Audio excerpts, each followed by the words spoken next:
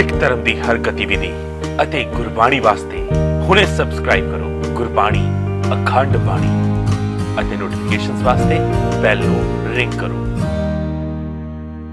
ਵਾਹਿਗੁਰੂ ਜੀ ਕਾ ਖਾਲਸਾ ਵਾਹਿਗੁਰੂ ਜੀ ਕੀ ਫਤਿਹ। ਗੁਰੂ ਪਿਆਰਿਓ, ਅਕਸਰ ਤੁਸੀਂ ਵੇਖਿਆ ਹੋਵੇਗਾ ਕਿ ਜ਼ਿਆਦਾਤਰ ਹਿੰਦੂ ਵੀਰ ਸਿੱਖ ਕੌਮ ਬਾਰੇ ਖੁੱਲ੍ਹ ਕੇ ਨਹੀਂ ਬੋਲਦੇ, ਪਰ ਇੱਕ ਹਿੰਦੂ ਵੀਰ ਜਦੋਂ ਪਹਿਲੀ ਵਾਰ ਸ਼੍ਰੀ ਦਰਬਾਰ ਸਾਹਿਬ ਪਹੁੰਚਿਆ, ਦਰਬਾਰ ਸਾਹਿਬ ਪਹੁੰਚ ਕੇ ਉਸਨੇ ਦਰਸ਼ਨ ਕੀਤੇ ਤਾਂ ਉਸਨੂੰ ਅਜਿਹਾ ਕੀ ਫੀਲ ਹੋਇਆ ਕਿ ਉਸਦੇ ਰੂਹ ਕੰਢੇ ਖੜੇ ਹੋ ਗਏ। ਉਸਨੇ ਆਖਿਰ ਕਿਉਂ ਕਿਹਾ ਸਿੱਖਾਂ ਨੂੰ ਕਿ ਸਿੱਖ ਕੌਮ ਵਰਗੀ ਕੌਮ ਮੈਂ ਕਿਤੇ ਨਹੀਂ ਵੇਖੀ? ਆਖਿਰ ਕਿਉਂ ਉਸਨੇ ਲਾਹਣਤਾਂ ਪਾਈਆਂ ਪੂਰੀ ਦੀ ਪੂਰੀ ਹਿੰਦੂ ਕੌਮ ਨੂੰ? ਆਖਿਰ ਕਿਉਂ ਉਸਨੇ ਕਿਹਾ ਕਿ ਮੰਦਰ ਜਿਹੜੇ ਤੁਸੀਂ ਬਣਾਏ ਨੇ ਅਜਿਹੇ ਮੰਦਰਾਂ ਦਾ ਕੋਈ ਫਾਇਦਾ ਨਹੀਂ? ਆਖਿਰ ਕਿਉਂ ਉਸਨੇ ਬਾਰ-ਬਾਰ ਸਿੱਖਾਂ ਵੱਲੋਂ ਕੀਤੇ ਗਏ ਕਾਰਜਾਂ ਦੀ, ਸਿੱਖਾਂ ਵੱਲੋਂ ਚੱਕੇ ਗਏ ਕਦਮਾਂ ਦੀ ਤਾਰੀਫ ਕਰਦਿਆਂ ਸਾਰੇ ਦੇ ਸਾਰੇ ਹਿੰਦੂ ਰਾਸ਼ਟਰ ਨੂੰ ਕਟਹਿਰੇ ਵਿੱਚ ਖੜਾ ਕੀਤਾ? ਇੱਥੇ ਤੱਕ ਕਿ ਉਹਨਾਂ ਨੇ ਤਾਂ ਲਾਲ ਕ੍ਰਿਸ਼ਨ ਅਡਵਾਨੀ ਨੂੰ ਵੀ ਨਿਸ਼ਾਨੇ ਤੇ ਲੈ ਲਿੱਤਾ ਕਿ ਅਗਰ ਉਹ ਪਾਕਿਸਤਾਨ ਗਏ ਸੀ ਤਾਂ ਜਿਨ੍ਹਾਂ ਦੀ ਕਬਰ ਤੇ ਤਾਂ ਜਾ ਕੇ ਮੱਥਾ ਟੇਕ ਆਏ, ਪਰ ਕੀ ਉਹਨਾਂ ਨੇ ਸੋਚਿਆ ਕਿ ਉੱਥੇ ਜਿਹੜੇ 3.5 ਕਰੋੜ ਹਿੰਦੂ ਵਸਦੇ ਸੀ ਉਹਨਾਂ ਦਾ ਕੀ ਹੋਇਆ? ਉਹਨਾਂ ਦਾ ਖੁਰਾ ਖੋਜ ਕਿੱਦਾਂ ਮਿਟਾਇਆ ਗਿਆ? ਸਾਡੇ ਇਤਿਹਾਸਿਕ ਹਿੰਦੂ ਮੰਦਰ ਜਿਹੜੇ ਉੱਥੇ ਬਚਦੇ ਸੀ ਉਹਨਾਂ ਦਾ ਕੀ ਬਣਿਆ?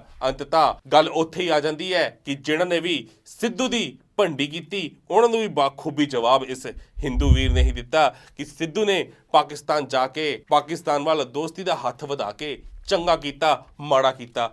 ਹੋਰ ਕੀ ਕੁਝ ਕਿਹਾ ਇਸ ਹਿੰਦੂ ਵੀਰ ਨੇ, ਕਿੰਨੀਆਂ ਕੀ ਕੌੜੀਆਂ ਸੁਣਾਈਆਂ ਹਿੰਦੂ ਸਮਾਜ ਨੂੰ, ਬ੍ਰਾਹਮਣਵਾਦੀ ਸਮਾਜ ਨੂੰ। ਆਓ ਸੁਣਦੇ ਹਾਂ ਇਸ ਵੀਰ ਦੀ ਜ਼ੁਬਾਨੀ।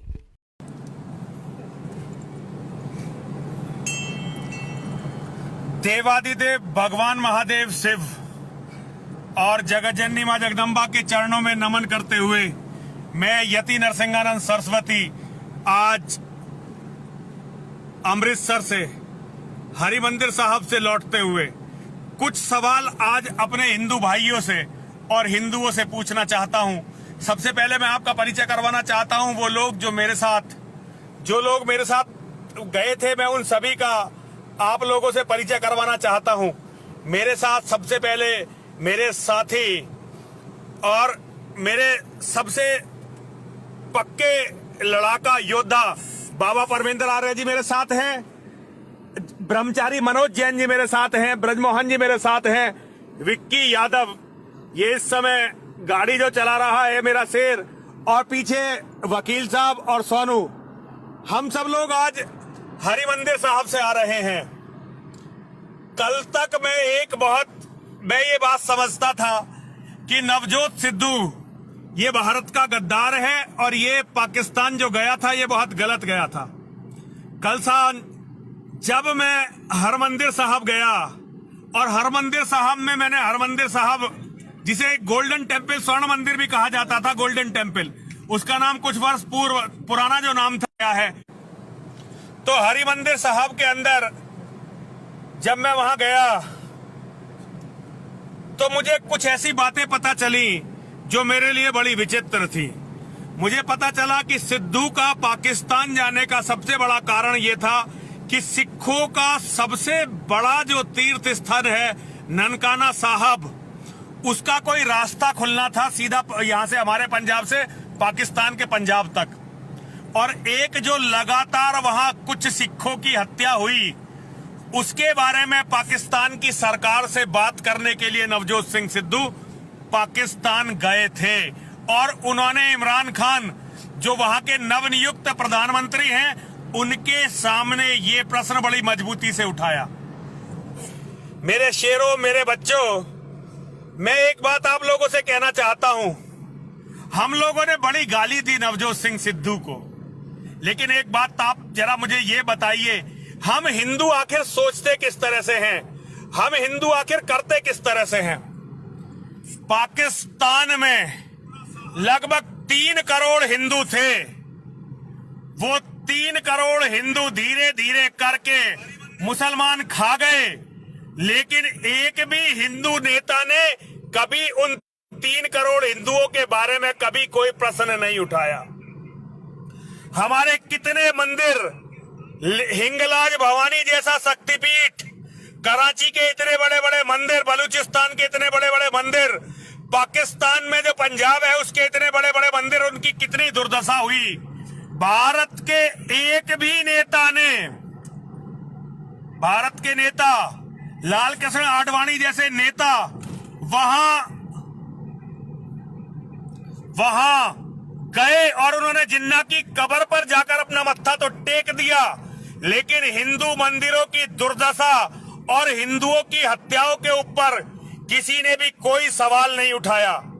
मैं एक बात हिंदुओं से कहना चाहता हूं, कल जब मैं हरिमंदिर साहब गया, हरिमंदिर साहब में पहले एक बार गया था स्टूडेंट लाइफ में, तब मैं इन चीजों पर इतना ध्यान नहीं देता था। मैंने केवल ध्यान गया और वहां जाने के बाद मैंने वहां लंगर खाया था। बहुत पुरानी बात होगी, करीब 25-30 साल पुरानी बात। लेकिन कल जब मैं गया तो हरिमंदिर साहब में जब मैं बाबा दीप सिंह की समाधि के सामने जाकर खड़ा हुआ तो मुझे अचानक ही झुरझुरी महसूस होने लगी, मेरे रोंगटे खड़े होने लगे। मुझे पता नहीं था कि वहां क्या बात है। मुझे बाबा परमिंदर आर्य जी ने बाबा दीप सिंह जी के इतिहास के बारे में बताया कि किस तरह से अब्दाली ने जब हरिमंदिर साहब की बेअदबी की थी तो किस तरह से बाबा दीप सिंह जी ने वो लड़ाई लड़ी, और बाबा दीप सिंह जी ने अपना बलिदान इस तरह से दिया कि अब जब उनका सर काट दिया गया तो उन्होंने एक हाथ में अपना सर पकड़ा और पूरे एक पहर तक वो लड़ते रहे जब तक कि उन्होंने मुसलमानों के पूरी उस सेना का विनाश नहीं कर दिया। जब मैं ऐसे योद्धा की समाधि के सामने जाकर खड़ा हुआ तो मैं एकदम अभिभूत हो गया और मुझे इतना अच्छा लगा कि मेरे पास आज बताने के लिए शब्द नहीं है। धर्म जब भी बचता है तो बलिदानों से बचता है। धर्म जब भी बचता है, आज तक मैंने किसी भी हिंदुओं के मंदिर में इस तरह से धर्म के लड़ने वालों की कोई समाधि नहीं देखी। हरिमंदिर साहब जिस तरह से सिखों के बलिदानी इतिहासों का प्रचार कर रहा है, हिंदुओं का एक भी मंदिर क्या हिंदुओं में बलिदान देने वाले नहीं थे?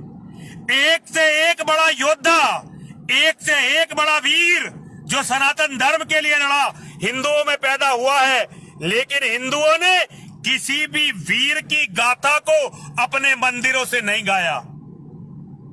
हमारा ये पाप हमें लेकर डूब गया।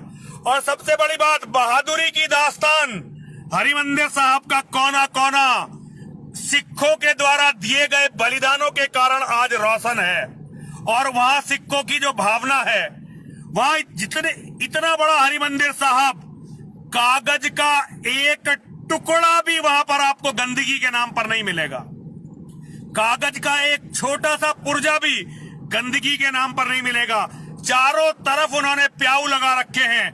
बड़े बड़े घर की महिलाएं, माताएं, बहनें, बेटियां और बड़े बड़े घर के बुजुर्ग, नौजवान बेटे वहां सबको पानी पिला रहे हैं। रोज लाखों लोगों को वहां लंगर खिलाया जा रहा है। आदमी को खाकर, लंगर खाकर उठता नहीं, उसकी थाली को उसके हाथ में से ले लेते हैं। मेरी समझ में नहीं आता हिंदू कब तक दूसरों की बुराई करता रहेगा। आज मेरी समझ में आया कि नवजोत सिंह सिद्धू के लिए खालसा की, अपने पंथ की, अपने धर्म की क्या कीमत है, किस लिए वो पाकिस्तान गए थे। लाखों करोड़ों हिंदू मर गए। उन हिंदुओं के नाम पर बहुत राजनीति हुई, लेकिन हिंदू के लिए ना तो किसी ने न्याय मांगा और ना ही किसी ने हिंदू को न्याय दिलवाया।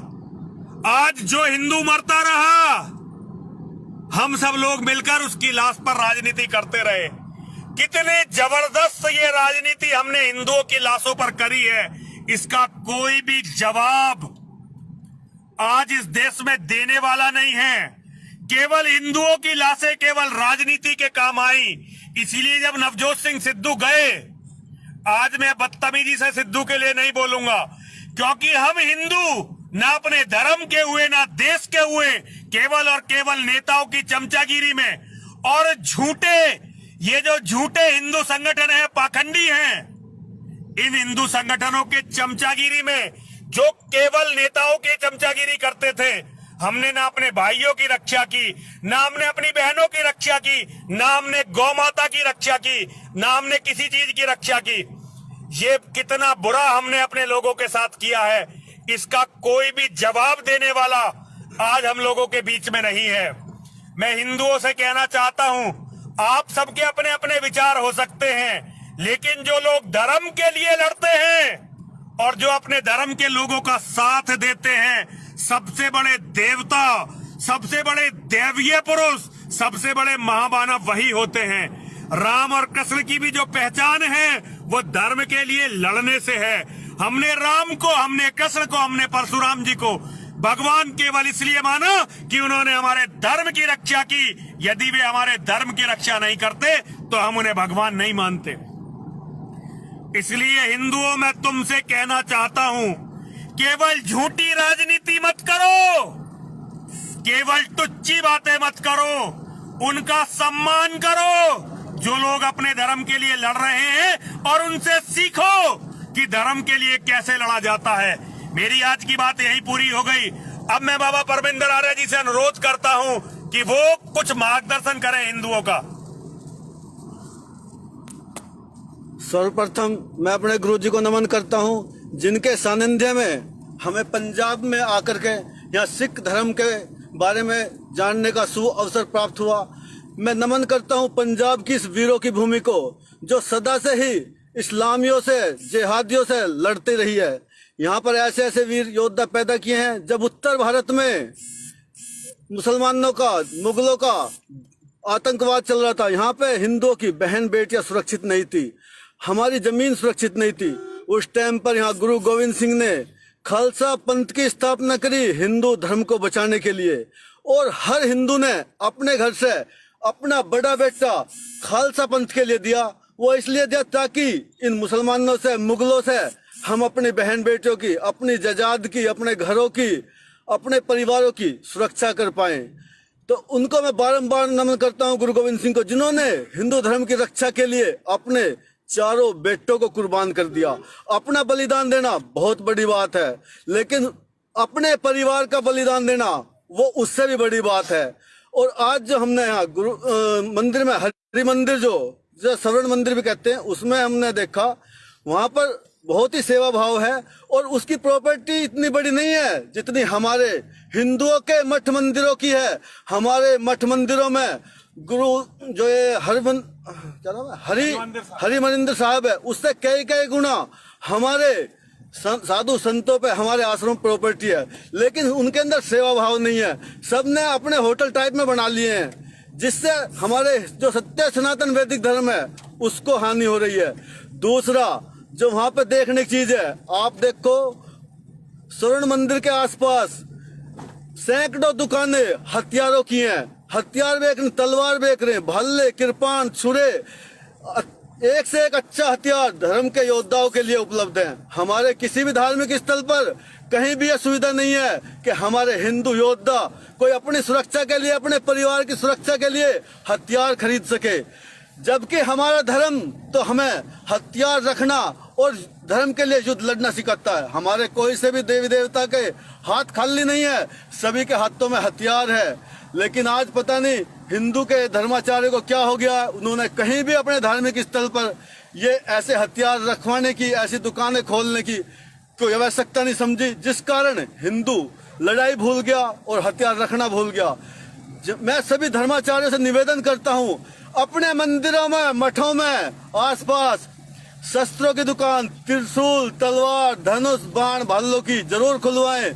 मालाओं से काम नहीं चलेगा, माला के साथ में जहाँ भी हमारे आश्रम है वहाँ पे भालों की दुकान भी होना चाहिए, तो कि आने वाला जो वहाँ पे हिंदू धर्म का अनुयायी है, तीर्थ यात्री है, वहाँ से सब अपने घर में एक कम से कम हथियार तो लेकर जाए, और जब विपत्ति आए तो वो वहाँ पर लड़ सके। और जिस तरह से बाबा दीप सिंह जी लड़े हैं अहमद साहब दाली से, इसी तरह से हमारे बहुत से योद्धा लड़े हैं। बाबा दीप सिंह जी का हम भी बहुत आदर सम्मान करते हैं, पूरा पंजाब उनको दंडवत प्रणाम करता, पूरे पंजाब में उनका बहुत अधिक सम्मान है, क्योंकि योद्धा थे वो, किसी अपने पर्सनल फायदे के लिए लड़े थे। जिस टाइम अहमद साहब दाली हरमिंदर साहब की बेद भी करके और तालाब को यहाँ से मिट्टी से भर के, और हमारी बहन बेटियों को जो हजारों की संख्या में थी उनको बंदी बना करके अफगानिस्तान ले जा रहा था। और जब ये बाबा दीप सिंह जी को पता लगा तो उन्होंने पूरे सिख जाति के योद्धाओं को इकट्ठा किया, हिंदुओं को इकट्ठा किया, और उनसे प्रण लिया कि मेरे साथ लड़ाई में वो ही जाएगा जो अपने प्राणों के बलिदानों से पीछे नहीं हटेगा। अगर किसी को भागना है, युद्ध से हटना है तो अभी हट जाओ। अगर युद्ध में चलने के बाद कोई पीछे हटा तो उसका सबसे पहले कत्ल मैं कर दूंगा। के अंदर जज्बा भर के उन्होंने अहमद शाह अब्दाली पे हमला किया और उसको इतना परास्त किया कि वो काफी लंबे समय तक हिंदुस्तान की तरफ देखने भी हिम्मत नहीं कर पाया और अपनी जो हिंदुओं की बहन बेटियां वो ले जा रहा था उनको उनसे मुक्त कराया।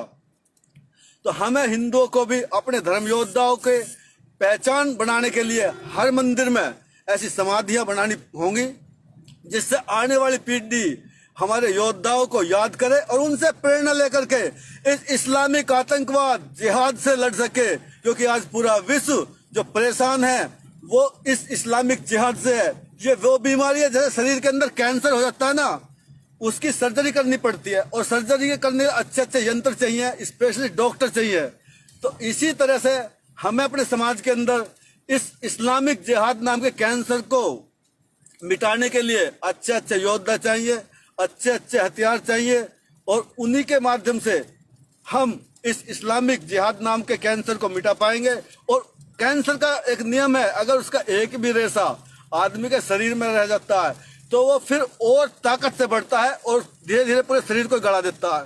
तो हमें सभी को मिलकर के इस इस्लामिक जिहाद का एक एक तिनका, एक एक रेशा इस संसार से निकालना पड़ेगा, तभी इस पूरे विश्व में मानवता रहेगी, शांति रहेगी। अभी सभी बोलना किसको, मनोज जी को, अरे बोलो, अरे कटवाएंगे क्या हम? अब स्वामी जी दोबारा से करेंगे अपना प्रवचन। बाबा परमिंदर आर्य जी ने जो आपको इतिहास की बातें बताई वो बहुत सुंदर है और इन्होंने बिल्कुल सही कहा, मैं इनको नमन करता हूँ।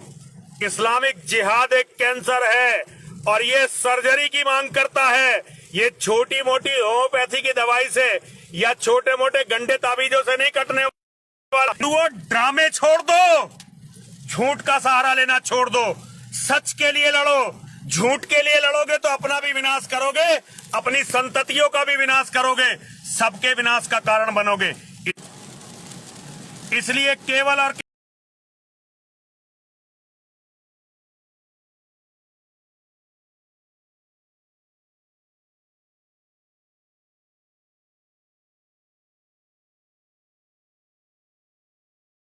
ਗੁਰੂ ਪਿਆਰਿਓ, ਸੱਚ ਹਮੇਸ਼ਾ ਕੌੜਾ ਹੁੰਦਾ ਹੈ ਤੇ ਇਸ ਹਿੰਦੂਵੀਰ ਨੇ ਵੀ ਕੁਝ ਅਜਿਹੇ ਕੌੜੇ ਸੱਚ ਬਿਆਨ ਕੀਤੇ ਜੋ ਕਈਆਂ ਨੂੰ ਬਹੁਤ ਚੁੱਭੇ ਵੀ ਹੋਣਗੇ। ਪਰ ਸੋਚਣ ਵਾਲੀ ਗੱਲ ਹੈ ਕਿ ਸਿੱਖ ਕੌਮ ਦੇ ਨਾਲ 1984 ਵਿੱਚ ਹੋਇਆ ਉਹ ਜ਼ਖਮ ਅਸੀਂ ਅੱਜ ਤੱਕ ਨਹੀਂ ਭੁਲਾ ਸਕੇ। ਪਾਕਿਸਤਾਨ ਗਏ ਵਫਦ ਦੇ ਉੱਤੇ ਆਤੰਕਵਾਦੀ ਹਮਲਾ ਹੋਇਆ, ਕਈ ਸਿੱਖ ਉੱਥੇ ਮਾਰੇ ਗਏ, ਉਹ ਅਸੀਂ ਅੱਜ ਤੱਕ ਨਹੀਂ ਭੁਲਾ ਸਕੇ। ਪਰ ਹਿੰਦੂ ਰਾਸ਼ਟਰ ਦੀ ਅਗਰ ਗੱਲ ਕਰੀਏ ਤਾਂ ਜ਼ਿਆਦਾਤਰ ਬੋਲਣ ਵਾਲੇ ਹੀ ਨਜ਼ਰ ਆਉਂਦੇ ਨੇ। ਜ਼ਮੀਨੀ ਹਕੀਕਤ ਤੇ ਜ਼ਮੀਨੀ ਪੱਧਰ ਦੇ ਉੱਤੇ ਗਰਾਊਂਡ ਜ਼ੀਰੋ ਦੇ ਉੱਤੇ ਕੰਮ ਕਰਨ ਵਾਲੇ ਬਹੁਤ ਘੱਟ ਨਜ਼ਰ ਆਉਂਦੇ ਨੇ। ਜੋ ਦਲੀਲਾਂ ਇਸ ਹਿੰਦੂ ਵੀਰ ਨੇ ਦਿੱਤੀਆਂ ਕਿਤੇ ਨਾ ਕਿਤੇ ਉਹਨਾਂ ਵਿੱਚ ਬਹੁਤ ਹੱਦ ਤੱਕ ਸੱਚਾਈ ਨਜ਼ਰ ਆਉਂਦੀ ਹੈ। ਇਸ ਕਰਕੇ ਸਾਡਾ ਫਰਜ਼ ਬਣਦਾ ਹੈ ਕਿ ਅਸੀਂ ਚਾਹੇ ਸੱਤਾ 'ਚ ਜਾਂ ਸਿਆਸਤ 'ਚ ਜਾਂ ਧਰਮ 'ਚ ਜਾਂ ਧਾਰਮਿਕ ਆਗੂਆਂ, ਸਾਡਾ ਪਹਿਲਾ ਫਰਜ਼ ਬਣਦਾ ਹੈ ਕਿ ਅਸੀਂ ਆਪਣੀ ਕੌਮ ਵੱਲ ਨਜ਼ਰ ਮਾਰੀਏ, ਝਾਤ ਮਾਰੀਏ ਤੇ ਜਿੱਥੇ ਵੀ ਚਾਹੇ ਸਾਡੇ ਦੇਸ਼ 'ਚ ਜਾਂ ਵਿਦੇਸ਼ 'ਚ ਕੌਮ ਨੂੰ ਢਾਹ ਲੱਗ ਰਹੀ ਹੋਵੇ, ਕਿਸੇ ਸਾਡੇ ਵੀਰ ਨੂੰ ਸਾਡੀ ਲੋੜ ਹੋਵੇ, ਉੱਥੇ ਅਸੀਂ ਉਹਦੇ ਮੋਢੇ ਨਾਲ ਮੋਢਾ ਲਾ ਕੇ ਖੜੇ ਹੋਈਏ, ਸਰਬੱਤ ਦੇ ਭਲੇ ਬਾਰੇ ਸੋਚੀਏ। ਬਾਕੀ ਤੁਸੀਂ ਇਸ ਮਸਲੇ ਉੱਤੇ ਕੀ ਸੋਚਦੇ, ਆਪਣੇ ਵਿਚਾਰ ਨੀਚੇ ਕਮੈਂਟਸ ਦੇ ਵਿੱਚ ਜ਼ਰੂਰ ਦੇਣਾ। ਵੀਡੀਓ ਚੰਗੀ ਲੱਗੀ ਹੋਵੇ ਲਾਈਕ ਤੇ ਸ਼ੇਅਰ ਵੀ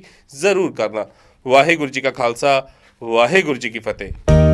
ਸਿੱਖ ਧਰਮ ਦੀ ਹਰ ਗਤੀਵਿਧੀ ਅਤੇ ਗੁਰਬਾਣੀ ਵਾਸਤੇ ਹੁਣੇ ਸਬਸਕ੍ਰਾਈਬ ਕਰੋ ਗੁਰਬਾਣੀ ਅਖੰਡ ਬਾਣੀ ਅਤੇ ਨੋਟੀਫਿਕੇਸ਼ਨਸ ਵਾਸਤੇ ਬੈਲ ਨੂੰ ਰਿੰਗ ਕਰੋ।